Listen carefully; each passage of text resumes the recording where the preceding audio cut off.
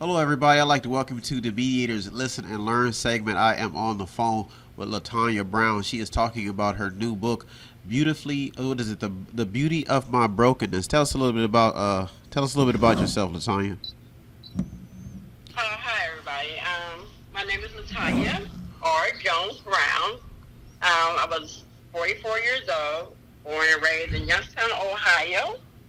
I currently live in Columbus, Ohio.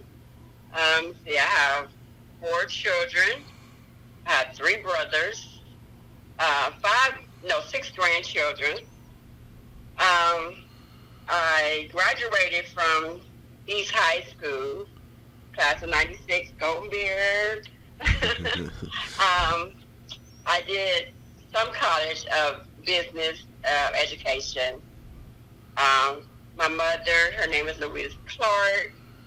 She's more than just a mother to me. She's my best friend. I lost my father at the age of 8. That was like my biggest heartbreak of ever. Yeah. Also,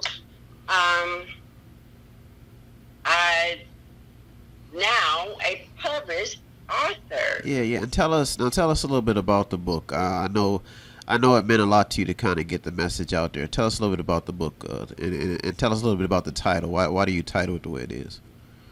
The Beauty of My Brokenness. Oh my goodness, it's a beautiful thing to go through something so hard and actually walk out of it with your head looking high. My book is actually about my shooting. That's why I initially started. I wanted to tell everybody, about the shooting, but it went further than that. I wanted to talk about what happened before I got shot, and what led me to the shooting, and what happened after the shooting. Now tell us a little bit about that, because that whole situation kind of went down all of a sudden. And for anybody who's never been through a traumatic experience like that, it probably really changed the course of your life. Tell us a little bit about that. Well, I had a boyfriend. It was very sudden. We was dating, and I remember my mother telling me, she's like, if you don't stop talking to that boy, something drastic gonna happen. You could never forget words like that. Never. Yeah. And I went to home, and I just said,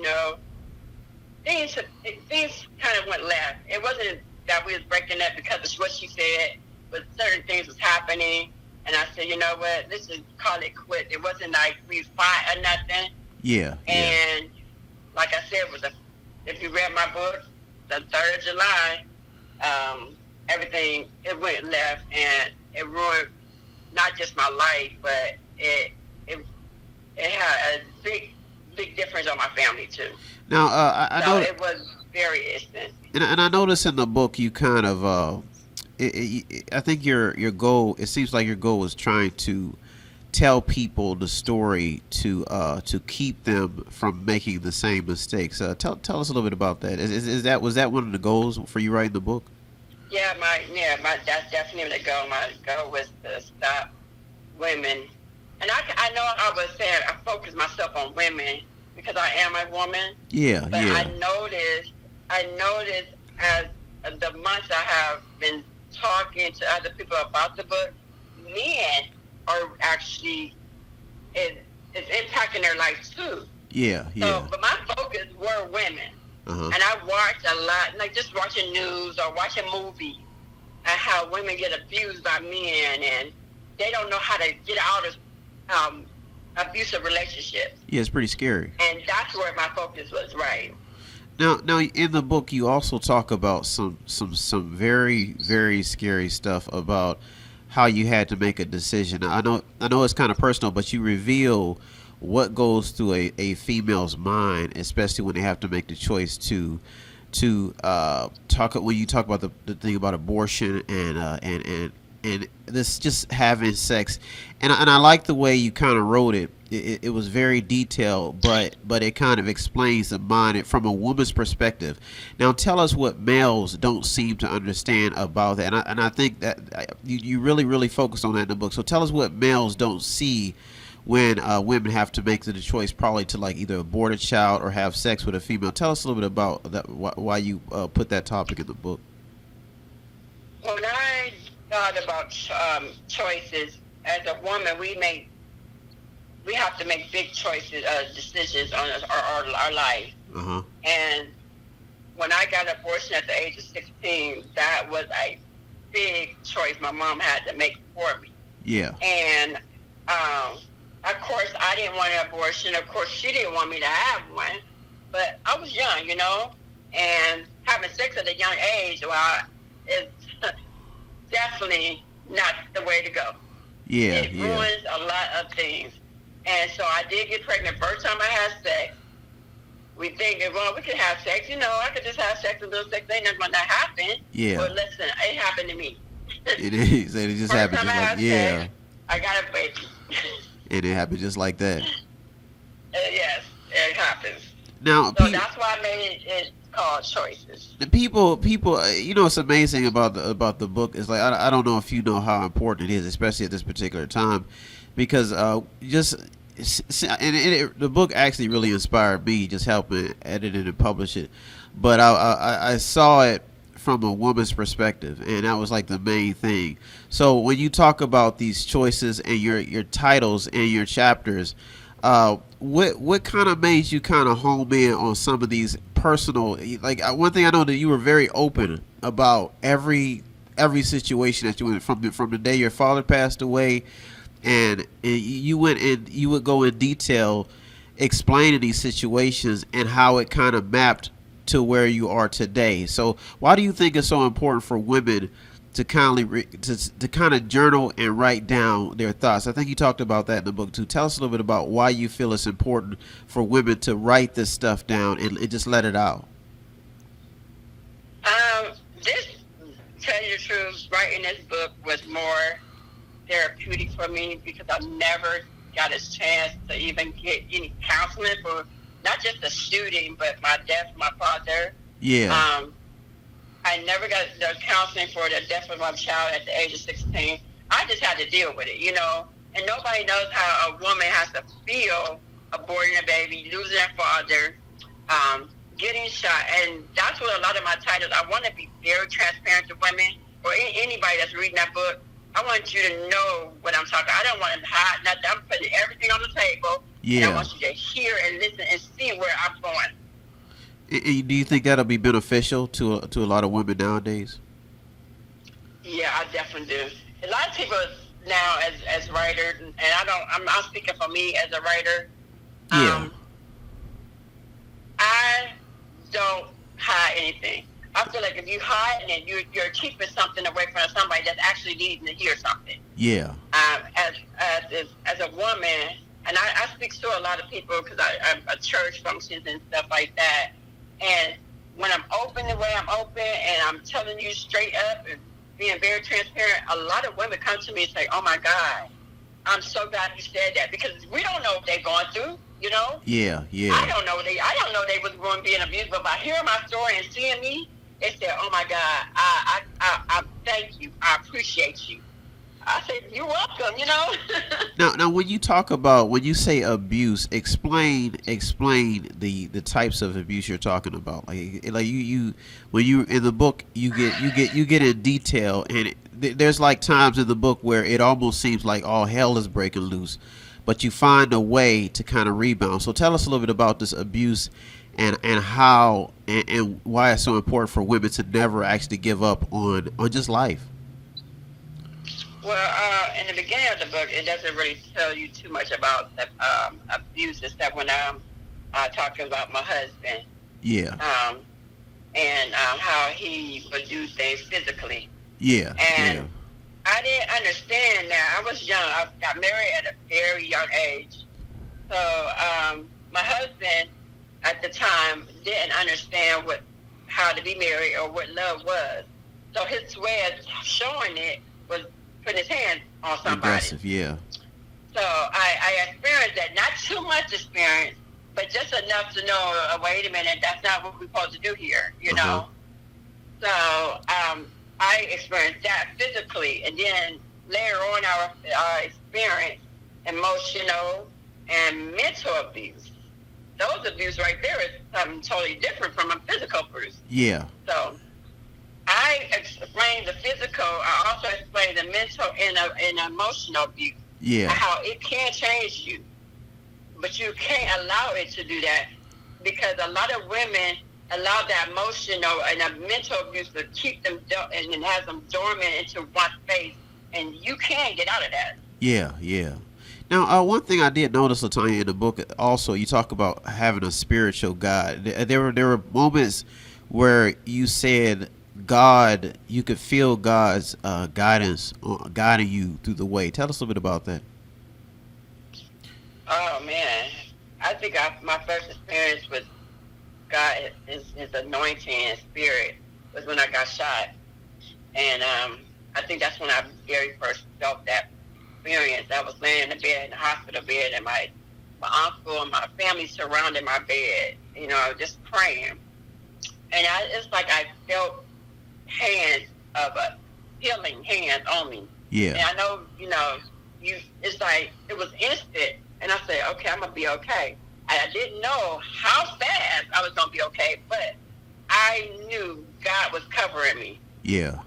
If you know anything about a shooting, you get shot in the head with a 22 gun, you know you shouldn't get the bullets will fly all over the place, Yeah. But That's a testimony. God covered me. And I don't know why he covered me, but I do know I'm here for a reason. No, I believe it. I was talking to somebody not too long ago, and it was a young female, and a lot of females in this day and age, some of them refuse not to actually believe in spirituality. They kind of shy away from it. But I like the way you kind of talk about it in the book, because one thing I told the girl, I said, at one point in your life, you will find God, and you will find a reason to believe in something higher than this world. And that's why I kind of when I was going through the chapters, I was seeing that this played a big role in helping you get over some of the things that you were going through. We're going to take a quick break. I'm on the phone with LiTonya Brown. She's talking about her book. Go ahead and give us the title again, LiTonya. The Beauty of My Brokenness. It is called The Beauty of My Brokenness, and it is her autobiography about her life, some traumatic experience. We'll be right back. You're the Mediator with me, Brian West. This is the Listen and Learn segment, and we're talking with LiTonya Brown. Don't go anywhere. I'll be right back. Tune in and don't forget to subscribe to Method 8 Inc. YouTube channel. You can also watch free public entertainment. And don't forget to show some support by visiting www.method8inc.com by buying something, clicking something, watching something, or just reading something. You can also sponsor a program as well. That's www.method8inc.com. Buy stuff, watch stuff, or read stuff. All right, we are back. I am on the phone with LiTonya Brown, and she is talking about the book, The Beauty of My Brokenness, and she is going in detail telling us about why people should support her and why they should give it a read. It's a very good read, talks about her life, some of the trials, and it's specifically geared towards females and males. Some males may have daughters, and some females may have sons. And now that's one thing I kind of wanted to talk about, because you talk about these relationships, LiTonya, in the book. Tell us why you chose to talk more about relationships. Why is that so important to females in this new environment? Oh man, we live in a world of people in relationships, and we some relationships are good, and majority of them are bad. And I run into a lot of women that tells me about their boyfriends or their husbands or fiance that I wanted to show you, just because you have a title to something doesn't mean that you have to stay in a bad situation. Yeah. So that is why, and a lot of titles, I don't know where I get the titles from. I'm gonna tell you the truth. I just come to me and I say, you know what? There it goes. There it We'll goes. run with it. Yeah. Yeah. So now in some, I think in some of these relationships, you were talking about how they were showing you what you wanted from a person. Is that true? Yeah. I mean, so my husband, if you even read that story, that whole story, he showed me who he was. You know. Yeah. If you read that story, he showed me exactly who it was, but I did not pay attention to those red signs, and that's important for us women and males. Pay attention to those red signs, because if a person tells you, showing you, and you ignore him, that's on you. Yeah. You know. But he showed exactly who he was. I just didn't pay attention because I was so young. I wanted to be married. I wanted to and I was pregnant at the time too, and I just wanted a family. Yeah, and I ignored it. And you know, one thing I learned, LiTonya, about your story is that the publishing world, when you talk about the publishing world, it kind of shies away from some situations, and they get kind of picky and choosy when it comes to stories. Why do you think it's so important for the world to hear about what happens in these small places where I mean, it's almost similar to John Singleton creating like something like Boys in the Hood, or something that shows what happens in the inner city life. So why do you think it's so important for a female who has lived the inner city life? Because I know there's a section there where you talk about how you got affiliated in some gang situations with you and your cousins, and you actually had to get in a street fight. So some of the tell us about that. Like, tell us why it's so important for people to be aware. I feel like sometimes as a woman, a black woman, we don't get our voice heard all the time. And as a gang member, I would say, I guess you would say that, a gang member, run the streets. It was a dangerous game. Yeah. And we sat there. We thought we was a big and bad kind of women, but we really, as women, we shouldn't be in those streets. A street is not for a woman. Yeah. I don't think a street is for a man either, but it could get you killed. Yeah. And that's we were definitely almost to that point where running. If you read the story, it was a close call. It was a close call. So. Yeah, I don't. I'm not giving the book. I'm not giving the book away, but I do want people to kind of see what, like, you go in detail on a lot of things that I think people need to hear about, especially in this new environment. We're living in a day and age where it's almost like anything goes. But now you're a mother, and you're taking care of home. And what are your future plans? I mean, for writing, do you have any more books planned? That's a very good question. To be honest, I had a plan, and said me and my mom, like I said, my mom is like my best friend. Yeah. And we had plans to try to open a center and actually do what I'm doing right now and share my story. Yeah. Show them that if you're in a bad situation, a bad relationship, bad issue, that you have somewhere to go. Yeah. You have someone to talk to. And that is kind of in plan what I want. I also think about merchandise, and like I said, the story is called Beauty of My Brokenness. You don't have to look broken. You don't have to look broken. You can also be beautiful too. Yeah. I'm going to get in cosmetics or merchandise and stuff like that. So book is not just the only thing I'm stopping at. I'm not stopping there. Yeah. I'm going to keep moving. And I like your drive too. I mean, you seem like you have just ambition to not only just make an impact on the what they say, the testimony of your life, but now the last question I have for you before we end the segment is tell us why most people don't choose publishing books. They choose to display their life in whether movies, they display their lives in music. You'll hear like lyrics that are just kind of out there, but you chose to write a book, and that's what I was very touched by that. What made you want to write a book? And the great thing about LiTonya, if people don't know, is when I asked her, I said, do you want to do ebooks? She says, no, I want to do it the old-fashioned way. Why was that one of your goals? I wanted to do it this way. I wanted people to actually read. Reading words is different than just hearing it. I want you to feel the words that I was saying.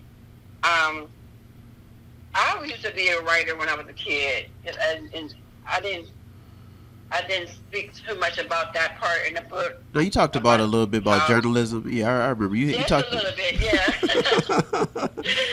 Yes, it made me stop writing books, but I was always created like that way. And writing to me feels like if I could get you to see my words and feel them words, yeah, you could get where I'm trying to go, and you can feel what I'm trying to say. I could have been did a movie and you could see it per se, but can you actually feel it? Yeah, the importance of reading, pretty much. Yeah, Right. Getting those thoughts out. And I like I said, I was inspired, and we worked real hard on the book. We spent about a year to go through, and it was a fun process. And I guess the last, what I always like to do, or do you have any final comments for people out there before we end the segment?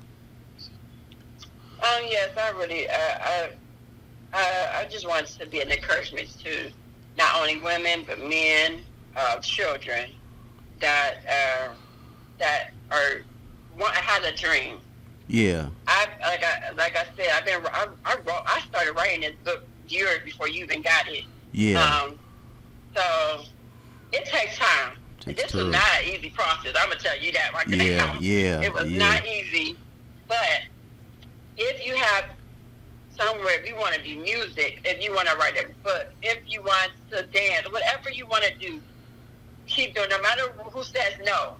I got a lot of no's, but that one person said yes to me, and that was you. And said yes, and I said yes. I got the right person for me that fits me. It's going to be people that don't fit you. Yeah. But you keep on going. You don't stop. So I'm going to encourage somebody that wants to do something. Don't stop, no matter how many no's you get.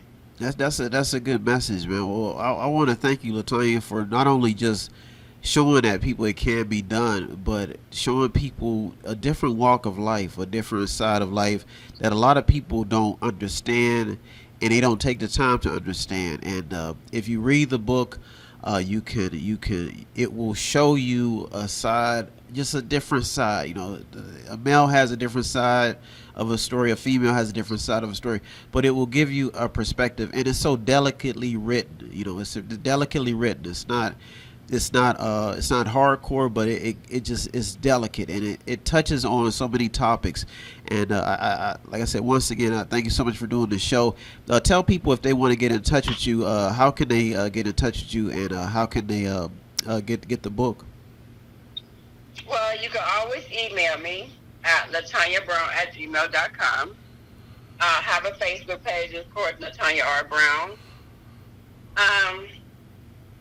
You can reach me there. You could do Amazon. You could get on Amazon and order from there. I also want to tell, I have a second book coming out, and you got to get the first book first. Yeah.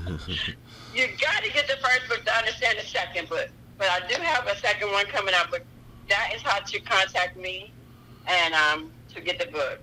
Well, thank you so much, LiTonya, and for all you readers out there, it's a good read, a very inspirational book, and it is just go out and get it,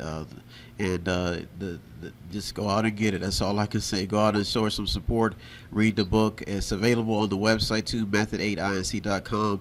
LiTonya's been she's been very active in doing her thing. So thank you so much, LiTonya, for doing the show, and tell your family I said keep going and keep supporting you. It's been an amazing journey. Thank you so much, LiTonya. Thank you. All right, have a good day. Mm-hmm. Bye-bye. Well, everybody, thank you for tuning to the Mediator with me, Brian West. I am out of here. I want to thank LiTonya Brown for sharing her side of the story. And this is our Listen and Learn segment. Everybody has a story, so feel free to visit her on her website and purchase her book, and contact her on her pages. Thank you so much for tuning in this week. I am out of here. Have a good week, everybody. Peace. If you need help, then dial your operator. Have no fear, fellow citizen. The Mediator is here.